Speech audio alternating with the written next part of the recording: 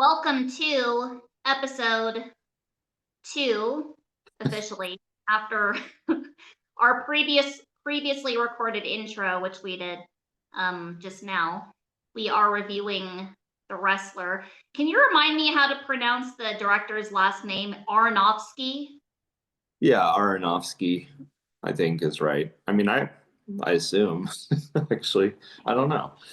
I just wanted to check. So this movie came out in 2008, I believe.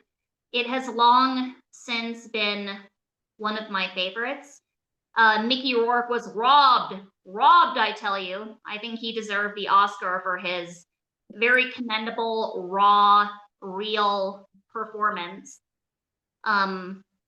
He did not win, but he got my accolades. And I initially saw this movie numerous times from 2008 until 2009. I used to go to the public library, which was near where we lived, where we shared an apartment at the time in Koreatown in Los Angeles. And then I eventually found it on DVD form. Remember those? At a local Walgreens or Ding Ding. What is the other place? Maybe a Target? I believe it was Walgreens though, because for a long time they had really good selections of DVDs when they were trying to get rid of all the stock.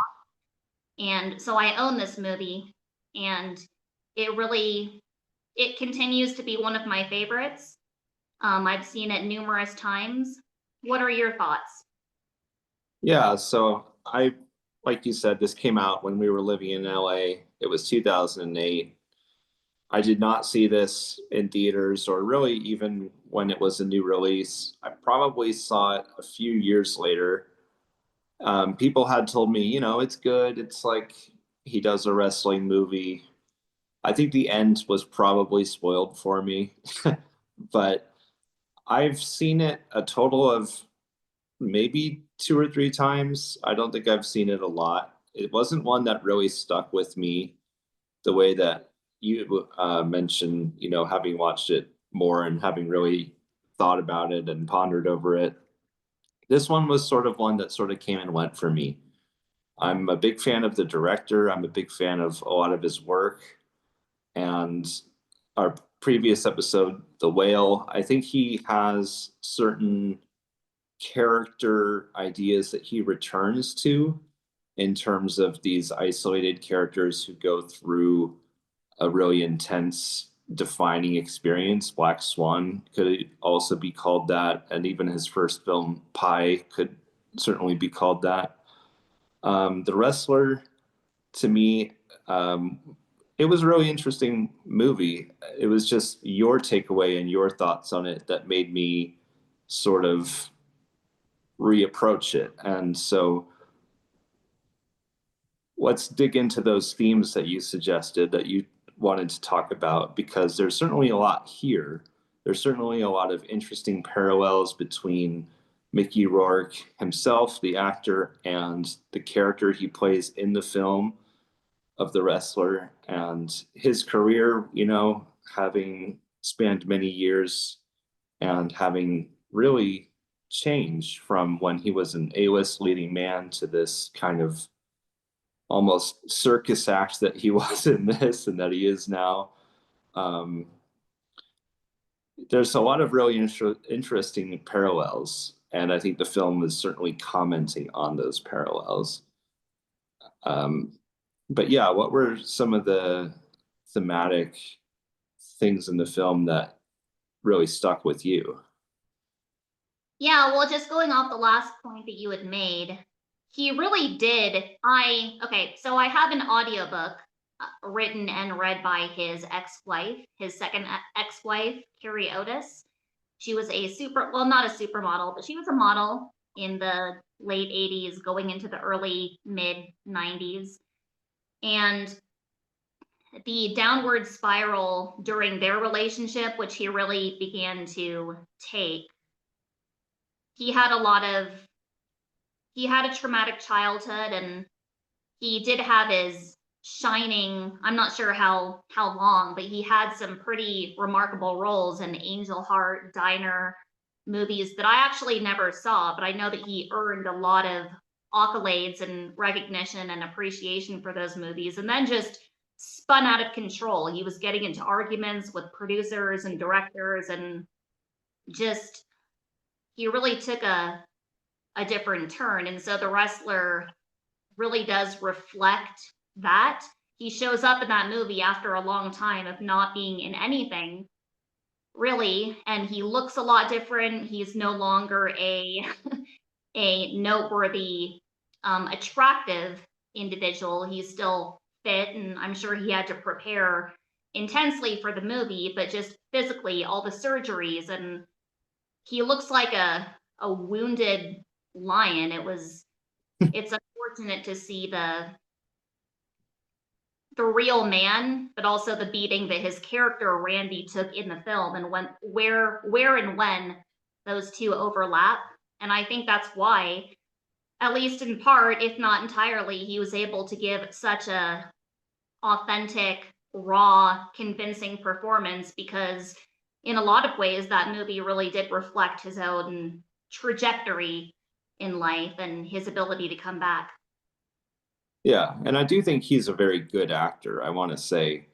Um, in this, as well as the other films of his that I've seen, I'm not a big, completionist of his. I haven't seen all of his films, but I've seen some of the classics and some of his newer work.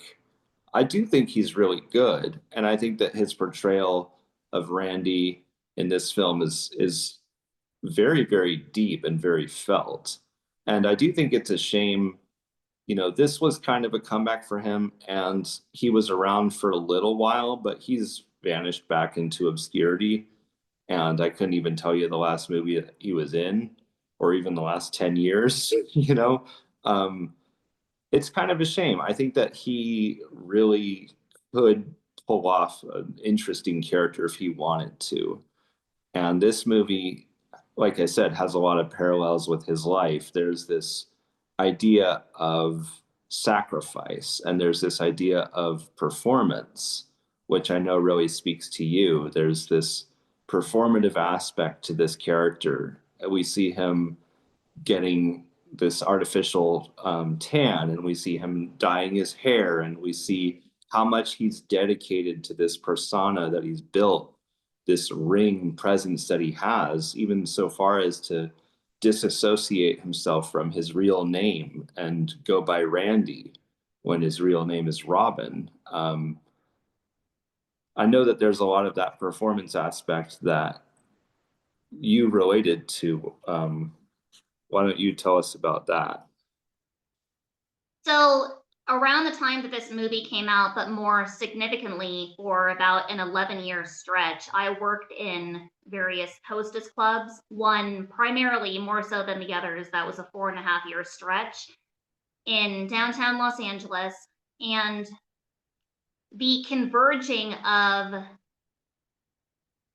who you are playing can and will eventually become you if you don't already have perhaps a strong social circle and or a strong and stable sense of self, but also just the duration of time. I think it's pretty human to, when you're doing a very performative job and you're literally doing things to transform yourself. In my case, it was feminizing my look, and so that I would of course fit into the environment where I was.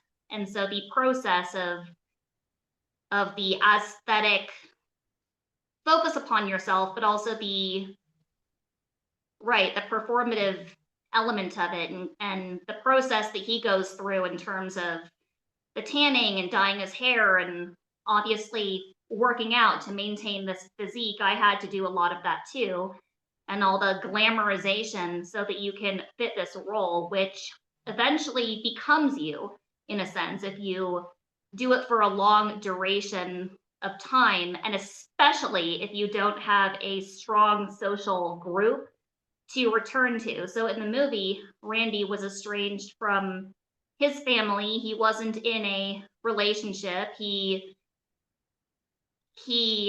in part of it was that he was so robust physically, But part of it too is that he didn't have a life to come back to. And if you do that for long enough, this job more or less becomes you in a way and becomes your own twisted family in a way, as it did for me. And so it can become very addictive where the fake world or the manufactured, constructed world becomes your family to the point that the rest of the world kind of moves on without you.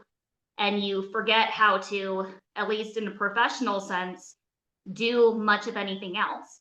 And so, even sustaining a relationship with somebody outside of that environment, you forget how to do that as well.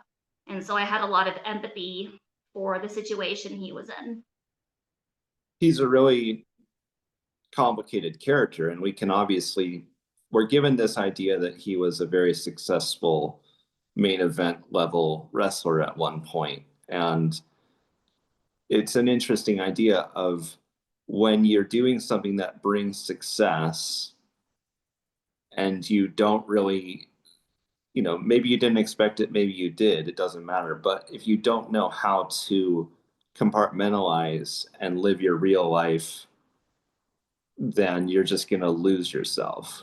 And I think that here's a character that did that. He didn't really know how to separate himself from the person that he played, and he bought into the person that he played completely and went so far as to abandon the person that he actually was. And it's it's as far as changing his name, and it's as far as estranging himself from his family. And in the end of the film, he virtually sacrifices his life for this persona that he's built.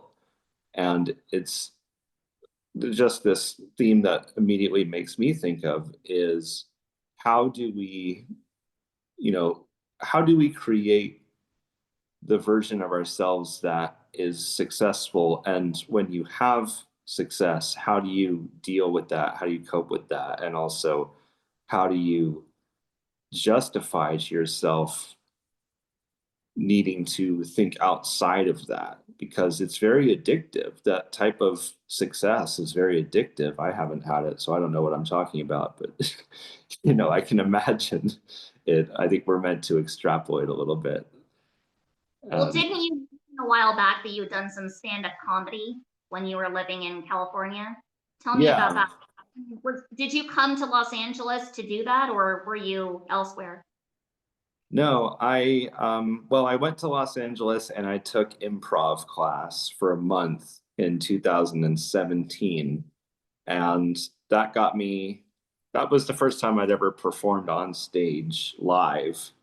And then that got me interested in improv. And then when I went back to the Bay Area, I started to do that a little bit more. And I went and performed stand up on one occasion. And yeah, I mean, the times that we see Randy in the ring, especially towards the end of the film, when he's really feeling that cheer from the audience and he's really feeling that adrenaline, that is almost the part of this film that I relate to the most, because there is no better high in the world to me than when you're performing in front of people and you get a reaction.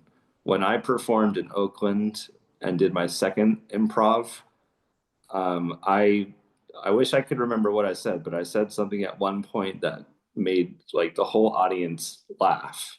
And that was just the best feeling. I was on like a high for like 6 hours after that.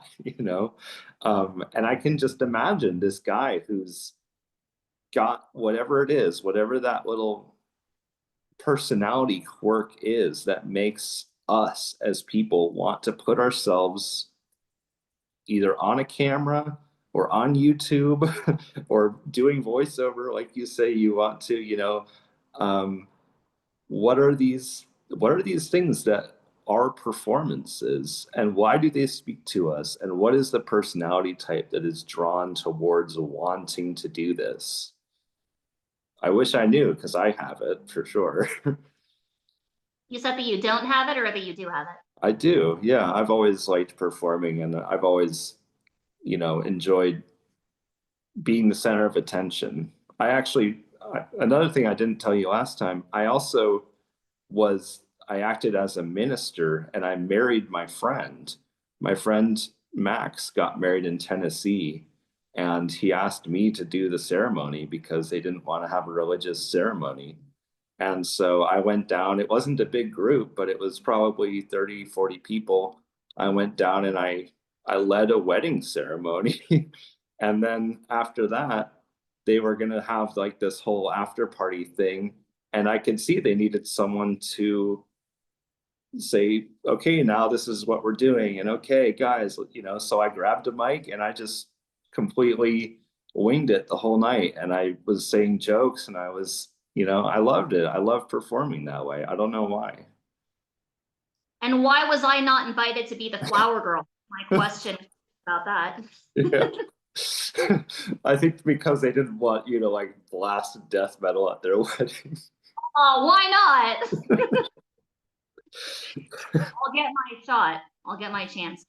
Yeah, I mean, it's interesting because it really does take and necessitate and require a certain personality type to be able to going into wrestling, going into hostessing, where it's a very physical kind of job and it's performative and you're using a fake name and keeping your body in a certain type of aesthetic for visual purposes because you have an audience. In my case, it was different, of course, because I had one client or one viewer at one time. It was a social club and it was not performing for a larger audience.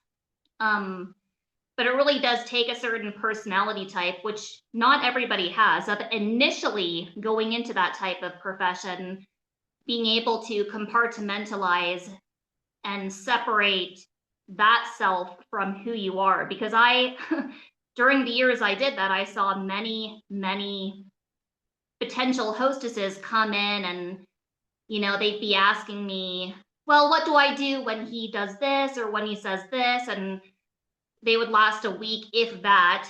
And I would just think, it's not formulaic. You're not working at the grocery store. I mean, you have to have a certain level of social intelligence to be able to be malleable and adjust your behavior accordingly. And obviously, wrestling is a more formulaic and socially acceptable type of job and type of performance, so to speak, where he did have to know actual moves and he did need to have actual physical trained responses for dealing with his component, but also at the same time, simultaneously and congruently reading the crowd, reading an audience, knowing what they wanted to see, and providing that. There were similarities, absolutely. And then if you're too good at it, you can enjoy it to the extent that that persona becomes you, to the point that you forget how to do much else. And that audience becomes your family. And that speech he gave at the very end where he states as much, it gets me every time. Yeah, it's a really key moment because at this point he's lost his daughter almost definitively, and he's lost his relationship with the other woman, which we haven't even really mentioned yet. Marissa Tomei plays his love interest. What was her name? Like Nicole or something? Well, she had two. Pamela was her real name, a Yeah. prettier name, in my opinion, but Cassidy was her stage name. And obviously there were parallels in their professions. She played a exotic dancer in the film and was his prospective love interest. But his real life, like you say, I mean, his real life as depicted in the movie, he's living in this trailer park, getting eviction notices on his door. He's chasing after this woman that is pretty much flirting, but doesn't seem interested really. He doesn't have a relationship with his daughter. And throughout the course of the film, he tries to rebuild that relationship and does the best that he can. But ultimately, he has nothing. All he has is what he used to be. And when he gets a chance to be that again, he sacrifices everything that he has for that, including his daughter. He misses that. He misses the day that he sets up with her, and that's because his ring persona, has success meeting a woman and going out with her, and he does a bunch of drugs and gets drunk and has sex with this woman instead of meeting up with his daughter. And we just get the picture that this is what he's done his whole life, and he doesn't know how to change. I really do think that in the end of the movie, there is no redemption for him, and he knows there's no redemption for him. And whether you want to take it for symbolism or not, his jumping off the ring at the end of the film and possible death, even if he doesn't die there, it's symbolic of he's gotten to the point of he's willing to sacrifice everything. And that's what I took away too. I mean, he does try. We do see him making efforts, and obviously it was basically next to being too late, and then it was too late to reconnect with his daughter, Stephanie, played by Evan Rachel Wood. He does try to reestablish that relationship when his superficial, so to speak, audience family is no longer there, when he has this heart condition, a heart attack, a severe one, and it makes the attempt to retire from that life and go toward the real one. He does make an effort to reconnect with her. He does try to work a real job at a grocery store where he is perpetually and constantly degraded and verbally maligned. He does try to formulate an actual relationship with Cassidy, or Pamela, at the club where previously he had just gone as a customer, and they have this chemistry, which he then tries to perpetuate outside the club where she works.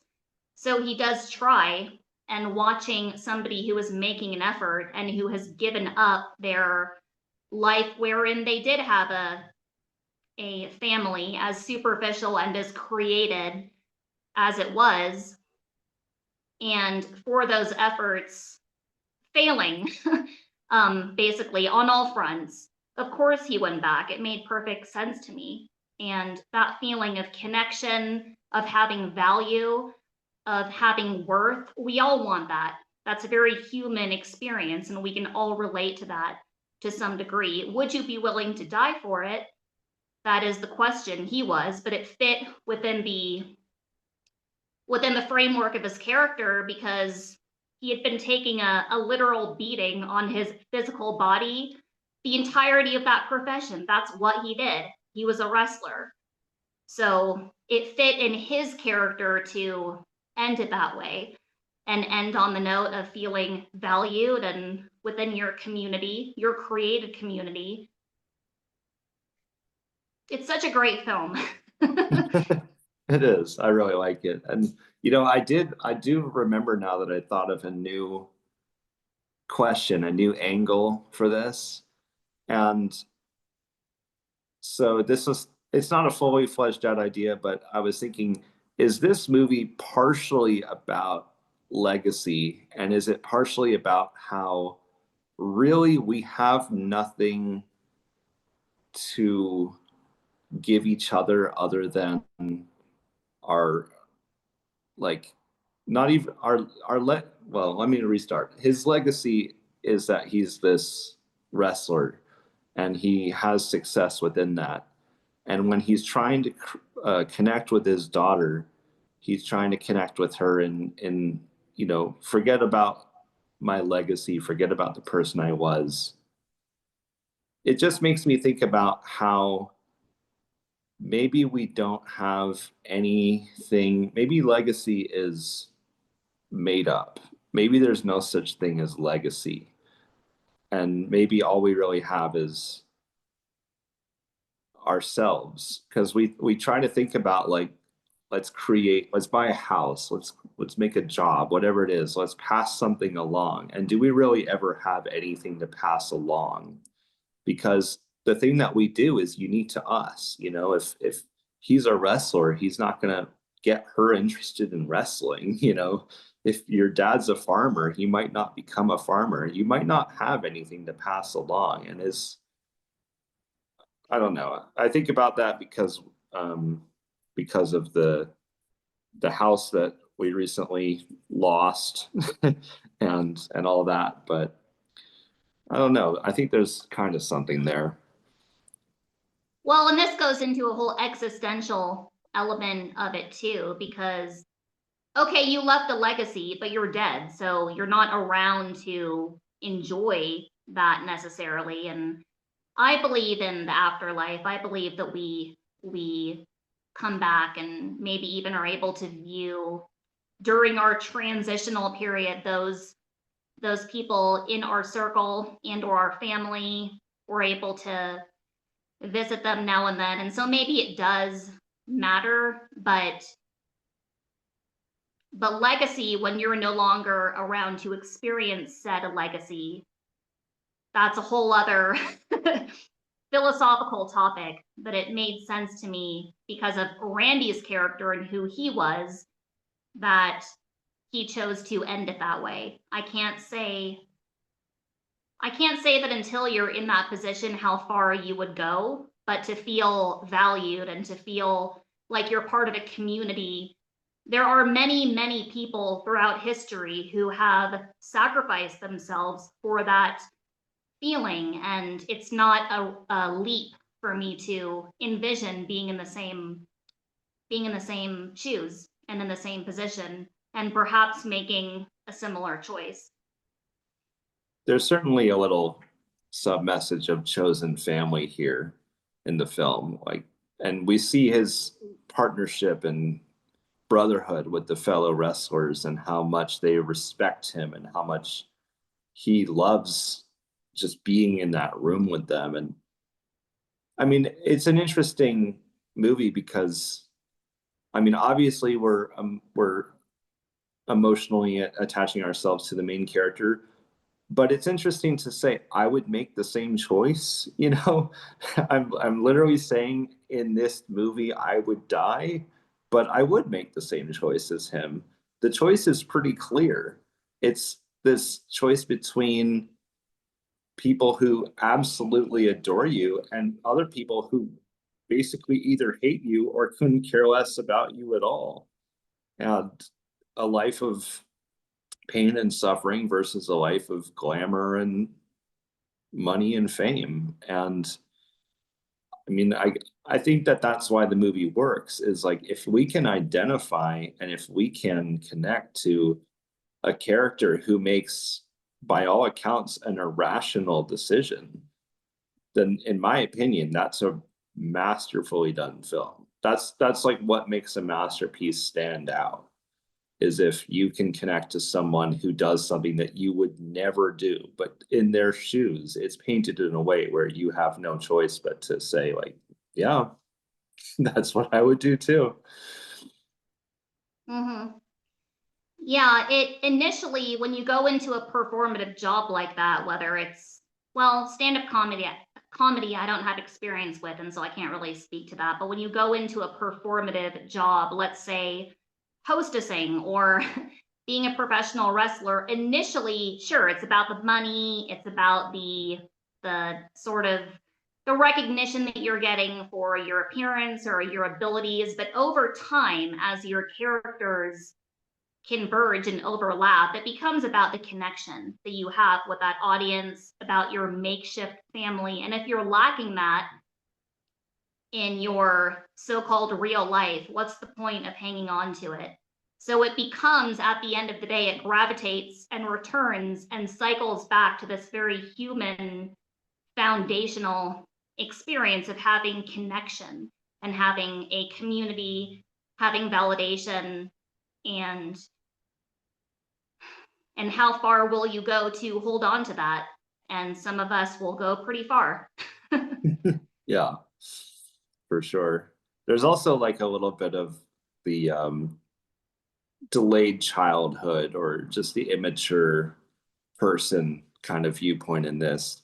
Here's somebody who is closer to the little boys that live in the trailer park than he is to an adult woman. And he does this very, all it's an obviously an adult job, but it's something that at the time at least was more for kids, and it's very make believe. And there's there's sort of this idea of like, did this guy ever really grow up? Is he just a big kid? you know and I think that that's also, at least I think from the perspective of like a male in his near middle age, I see that in this character a little bit of like, this guy is just a big kid. He might be an adult. He's older in the film than I am, but in a lot of ways, he's just like a toddler who doesn't understand what life really is and doesn't really know how he fits into it. And he's just doing this thing. He's playing make believe with his friends, and that's what he's always done. But when he has to punch a time clock, and when he has to show other people respect, and when he has to hold down a 9 to 5, he has no idea how to do that. He has no idea how to live in the real world. All he knows how to do is jump off a top rope and make it look fun for all of his buddies. He doesn't know how to, you know, have a job per se. Yeah, that's a really interesting point, because there is this sense. I mentioned it before, but this element of the rest of the world kind of moving on without you as you continue playing make believe. And in my case, it was the process of dressing up to go to work and making sure that your hair is teased and adopting a club name and being and willfully and willingly objectifying yourself.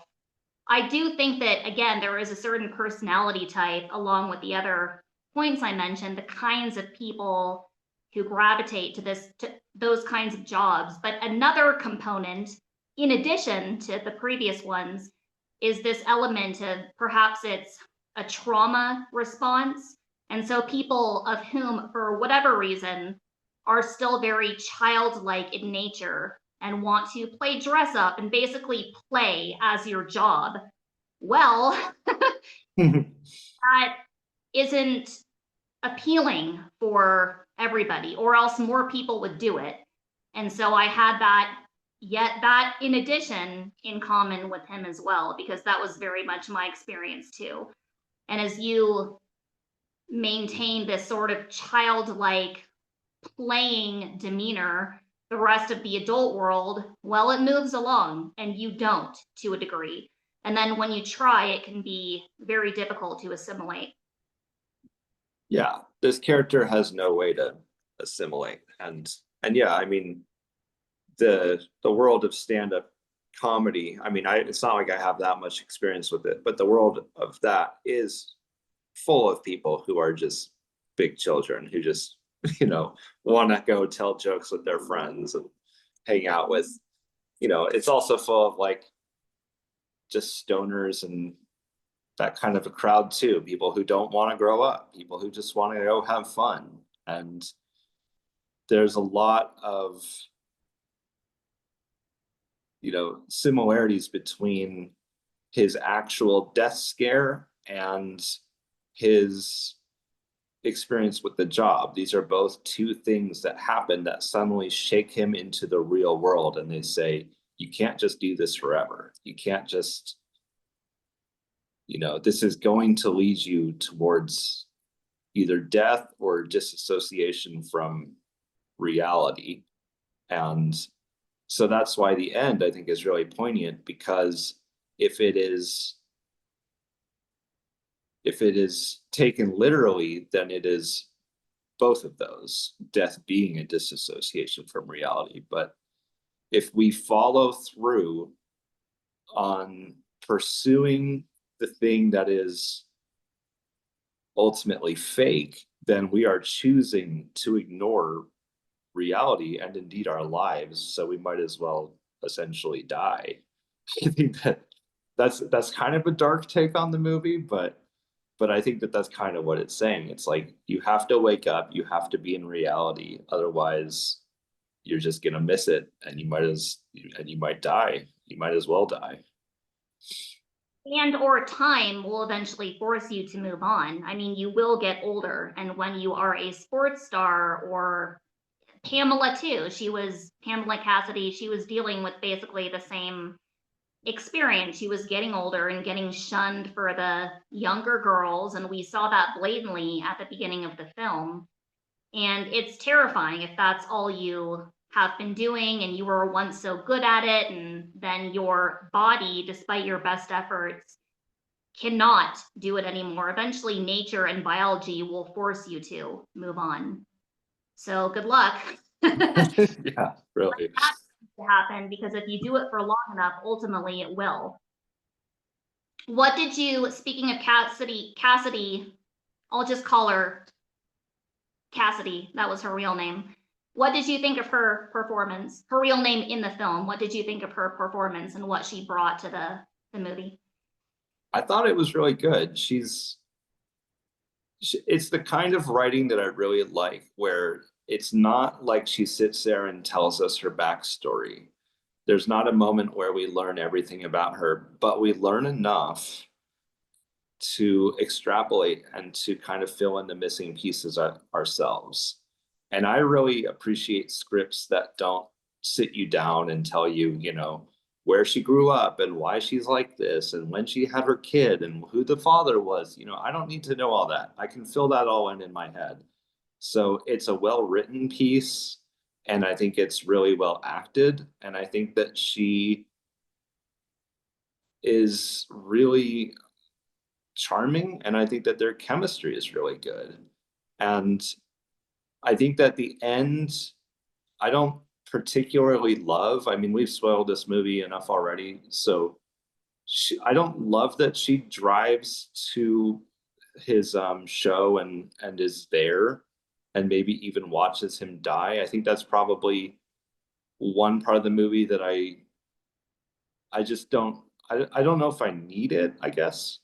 Um, but altogether, I really like her, and I really like Marissa Tomei, and I think it's the perfect character to align with Randy. What about you? Yeah, first of all, it's ticking in my head that I need to correct that. Cassidy was her stage name. I believe her real name was Pamela or Pam. So Cassidy. Cassidy, again, without knowing. Yeah, I agree. Without knowing a lot of her backstory, that's the hallmark of a really good actor or actress, when without a lot of fill ins and information, they're able to really, nonetheless, and regardless, give a really convincing, moving performance. And I think she did a really good job. I think she complemented Randy's character very well. Obviously, naturally, they understand each other better than if she had another type of position or profession. They had this natural understanding because they both had these performative jobs. They were both dealing with aging. They both had a child. Um, and their chemistry, like you said, their chemistry worked really well. And for her to be able to elicit sympathy for her position, without us really knowing a lot about her and her history and her life outside the club, she did a really good job. I thought Evan Rachel Wood's character Stephanie was much more one-dimensional. Were you impressed? No, not really. Yeah, it's interesting because you have those two characters that are probably given as much information, being Pamela Cassidy and then Stephanie. It's not like we're given a lot more information about Stephanie, but the character is intentionally written not as likable, but also I just don't think the performance is as good. There's not the levels of nuance. And that's also, again, that's in the writing, because she's very much written to just be like an angry young woman who is, you know, almost intentionally lashing out against this returning father. And I don't know if I really need as much about her as we're given. I think that especially the scene where he goes to her house and meets Stephanie's girlfriend and all that. I feel like it's almost intentionally trying to make their relationship have diametrically opposed viewpoints a little bit too much. I think it's like it's kind of piling on things that don't need to be there. But I also think that the performance is just not as good. And I assume that you think the same. Yes, I agree. I've seen her in other roles and been more impressed. Part of it too, maybe my own personal opinions about Evan Rachel Wood's behavior as of the past couple of years is maybe filtering into my disdain. But the character I think was a bit flat, even though she did portray a lot of emotionality and outbursts, and I think that's all I have to exclaim about about it. Do you have what other characters were even in the movie? We had just minor characters aside from that little group of three, correct?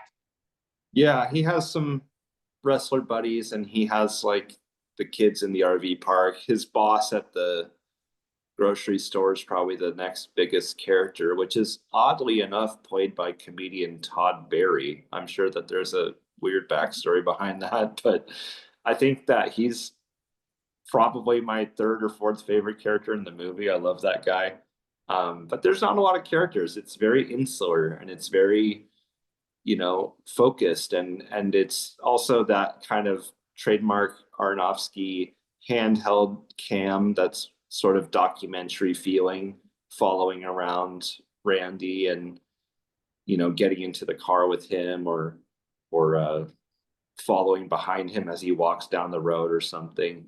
It's a very singularly focused film, and I like that about it. I like movies that have a minimalistic approach because I think that that's just a really interesting writing challenge. I really enjoy movies that have like one setting or one room or one character even. But yeah, I don't think there's really anyone else to talk about. Yeah, I enjoyed that. What is his name? That actor's name? He's a comedian. Todd Barry. Yeah, I liked his character too. I think he played the small part that it was perfectly. Do I have to wear this name tag? No, you're special. Yeah. Little snippets like that, it just gives enough salt and bite to the movie to do its job very well. Well, aside from the numerous points that we brought up, do you have any final thoughts about this film? Um, no, I don't think so. Yeah, I think we touched on everything.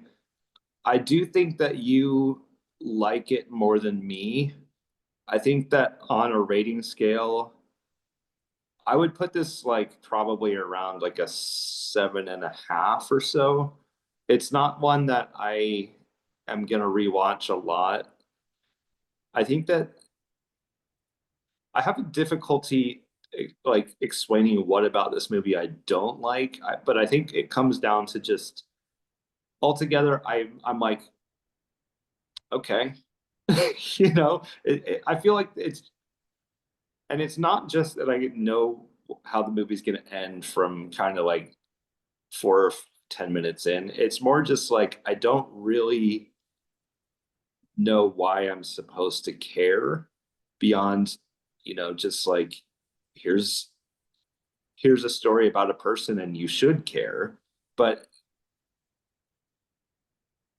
it's not a bad movie. It's just that I sort of don't really connect to it, even though there's these themes in it.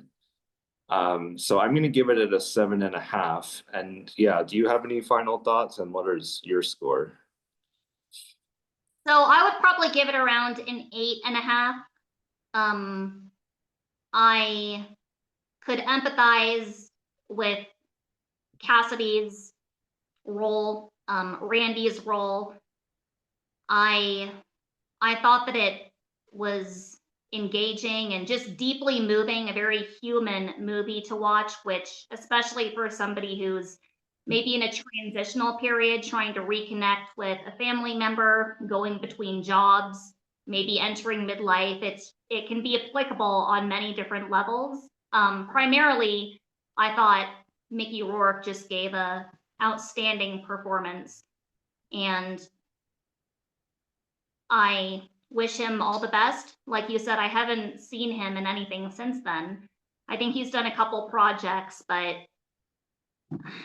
that might have been his last shot to really gain like an actual award for that performance, and he did not. But he did in my book. So there. Right. I'm almost tempted to, like, you know what? Maybe in the comments section below, I'll put down who won the Academy Award in 2008. And if people want to like go to bat for why Mickey Rourke should have won, then I'm willing to listen to it. I think that'd be interesting. So write down in their comments about like who won and who was nominated, and we'll see if Mickey Rourke should have won. Just really quickly, what are your feelings about Sean Penn having won for Milk the same year? Oh, that is who won? I believe so. Oh, okay. I've never seen it, but I think Sean Penn, I think he can be good. He's another actor who's kind of fallen off the map completely. I don't even know the last movie that I saw him in, but around this time he was having a big resurgence, and that would make sense. I never saw Milk. I'm a big fan of Gus Van Sant, though. I like that director. And I'm not a completionist, obviously, but yeah, did you see Milk? And do you have any Sean Penn thoughts? I don't like him as an actor. I've seen him in Milk one time. I saw him in I Am Sam. Yeah. I think that's kind of a widespread reaction there, not just me. And I saw him when he was a very young lad in Fast Times at Ridgemont High, which we should discuss that movie one time because it's very difficult for me to be perturbed by a film. And for various reasons, that one did it. And he was in it. He played one of the long-haired skater stoner characters in that movie. So 3 out of 3. I can't speak to having been impressed or appreciable of his performances. Hmm. Yeah, I think that I haven't seen most of the stuff that he's known for. And I definitely haven't seen, I think it was Mystic River was a big one for him, and I never saw Milk, and I never saw, I mean, the things I've seen with him are like Thin Red Line, and I mean, I don't know. I'd have to do some digging to even remember, but yeah, I mean, if that's who won instead, then that kind of goes to my point of like people aren't even talking about that movie anymore. I don't think that that could have that needed to be the winner over Mickey Rourke. I agree. Well, I would give it an 8.5. The reason I say that is just that there are other movies which are also my favorites, which maybe just comparatively, I mean, it's difficult to, there's nothing wrong with The Wrestler. Nothing I think it could have done better. It's just that I have such a wide array of movies that are my favorites and might even score a higher rating. So I'm sort of stuck at giving it an 8.5, which is still a pretty good score, but perhaps in time that will change.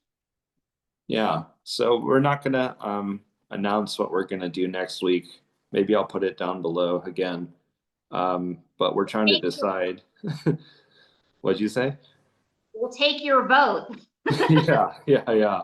Sound off, you know. Now's your chance. Now's the time. But yeah, this has been Hipsterless Hangouts. I guess that's it. Parting thoughts, anything else? Don't be a hipster, but do hang out. Yeah, that's our ending now.